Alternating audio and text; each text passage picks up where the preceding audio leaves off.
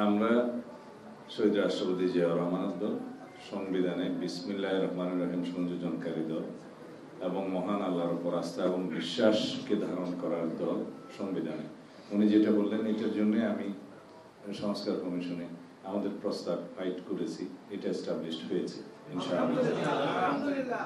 দ্বিতীয় হচ্ছে আমরা মাদ্রাসা শিক্ষার সম্প্রসারণ হোক সেটা চাই, কিন্তু মাদ্রাসা শিক্ষাঙ্গনকে একটি নির্ধারিত দলীয় রাজনীতির অঙ্গনে পরিণত করতে চাই। দ্বিতীয় কথা হলো যে বাংলাদেশে ইসলামী কোরআন সুন্নাহর বিপরীতে শরীয়ত বিরোধী কোনো আইন প্রণীত হবে না। আমরা সমস্ত মানুষের সাথে কথা বলছি, রাজনৈতিক অরাজনৈতিক ইসলামপন্থী সমস্ত দলের সাথে কথা বলছি। আমরা হেফাজত ইসলাম বাংলাদেশের সম্মানিত নায়েবের সাথে দেখা করেছি, হাটহাজারী মাদ্রাসায় গিয়েছি, সরসিনা সাহেবের সাথে দেখা করেছি এবং আলিয়া লাইনের সমস্ত মুরব্বীদের সাথে, যারা এই লাইনের সমস্ত মাদ্রাসা প্রতিষ্ঠা এবং নেতৃত্ব দান করেন, সবার সাথে কথা বলছি। উদ্দেশ্য একটা, বাংলাদেশের সকল জনগোষ্ঠীকে আমরা একত্রিত করে, সমন্বিত করে, ঐক্যবদ্ধ করে এমনভাবে দেশ পরিচালনা করতে চাই যেখানে ঐক্য থাকবে, বিভক্তি থাকবে না, সবাইকে একত্র ধারণ করে বাংলাদেশের মানুষের চেতনাকে ধারণ করে সম্পূর্ণ গণতান্ত্রিক ধারায় রাষ্ট্র পরিচালনা করা যায়।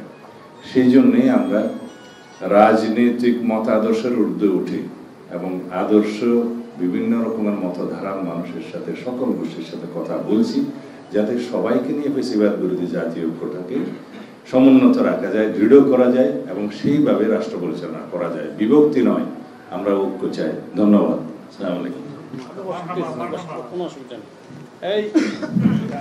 জামাতুল মুদাররিসিনের মাননীয় সভাপতি, আমাদের অত্যন্ত প্রিয় মানুষ জনাব বাহাউদ্দিন ভাই, জামাতুল মুদাররিসিনের সম্মানিত নেতৃবৃন্দ, বিশিষ্ট পীর মাশায়েখ, আলেম ওলামা বৃন্দ, আপনাদের সবাইকে আমাদের পার্টির চেয়ারপারসন দেশনেত্রী বেগম খালেদা জিয়া এবং ভারপ্রাপ্ত চেয়ারম্যান জনাব তারেক রহমানের পক্ষ থেকে আন্তরিক ধন্যবাদ জানাই যে আপনারা দয়া করে দেশের বিভিন্ন স্থান থেকে আজকে এখানে উপস্থিত হয়েছেন, যার ফলে আমরা আপনাদের সামনে দুটো কথা বলার সুযোগ পেয়েছি।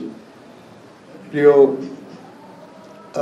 নেতৃবৃন্দ, আপনারা রাজনীতি করেন না বলেছেন, কিন্তু আপনারা ধর্মীয় নেতা।